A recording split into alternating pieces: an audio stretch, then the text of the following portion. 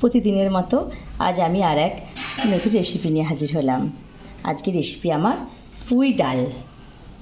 পুঁই শাক নিয়েছি, এটা শাক, পুঁই ডাঁটা আর দুই রকম ডাল নিয়েছি, খেসারি ডাল আর মুসুর ডাল। এই দুই রকম ডাল দিয়ে আমি পুঁই শাকটা রান্না করব। আমি একটা কুকারে ডালগুলো দিয়ে দিচ্ছি। দুই রকম ডালই আমি দিয়ে দিলাম। পানি দেব।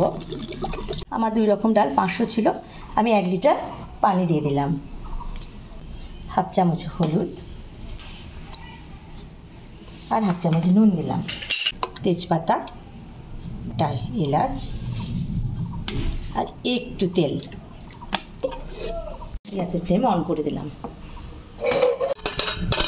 কুকারের ঢাকনা আমি দিয়ে দিলাম। 3টে সিটি হবে। 3টে সিটি আমার হয়ে গেছে। পুঁই শাকটা চাপিয়ে দিচ্ছি। একটু তেল দিলাম। গরম হয়ে গেছে, গোটা জিরেটা দিয়ে দিলাম। এতে আমি একটু পেঁয়াজ দিয়ে দিলাম। পেঁয়াজটা আমার গোল্ডেন হয়ে গেছে। এবার আমি আদা রসুন বাটা দিয়ে দিলাম। পুঁই ডাঁটাটা আমি আগে দিয়ে দেব। একটু নুন দিলাম, হলুদ। আমি এবার কাঁচা লঙ্কা দিয়ে দিলাম আর কিছু টমেটো কুচি।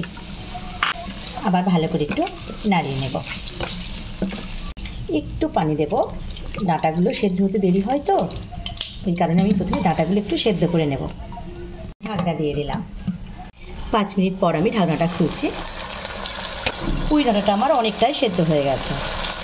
এবার আমি শাকটা দিয়ে দেব।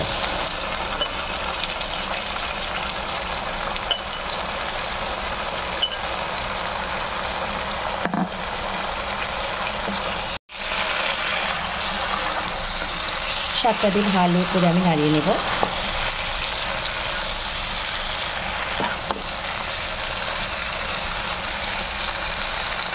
আবার আমি ঢাকনা দিয়ে দেব। 2 মিনিট পর আমি খুলছি।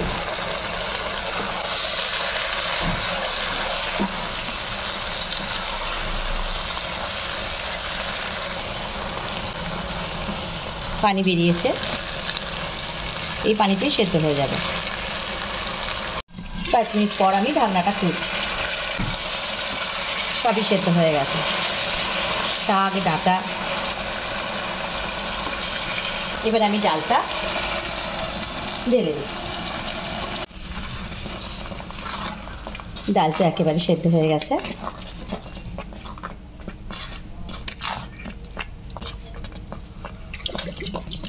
একটু পানি দিচ্ছি।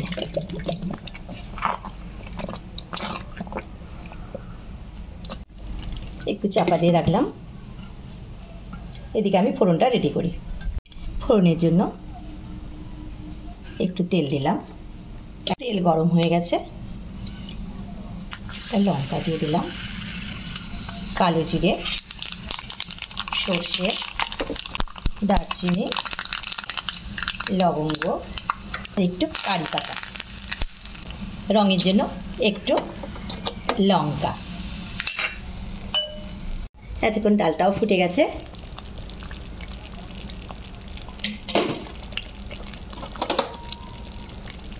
ফোড়নটা আমি দিয়ে দিলাম।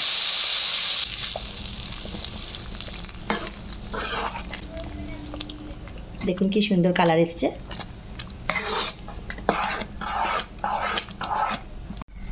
ফোড়ন দিয়ে কিন্তু আমি চাপা দিয়ে দিয়েছিলাম। ঢাকনাটা খুলছি। একটু গরম মশলা ছড়িয়ে দিলাম আর উপর থেকে একটু ধনেপাতা। হয়ে গেল আমার পুঁই ডাল। ঢাকনাটা খুলছি। দেখুন কি সুন্দর কালার এসছে। এই পুঁই ডাল আমি এবার তুলছি।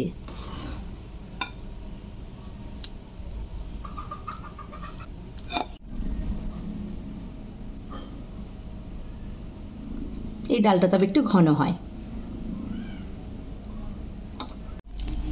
পুঁই ডালটা দেখুন কত সুন্দর হয়েছে।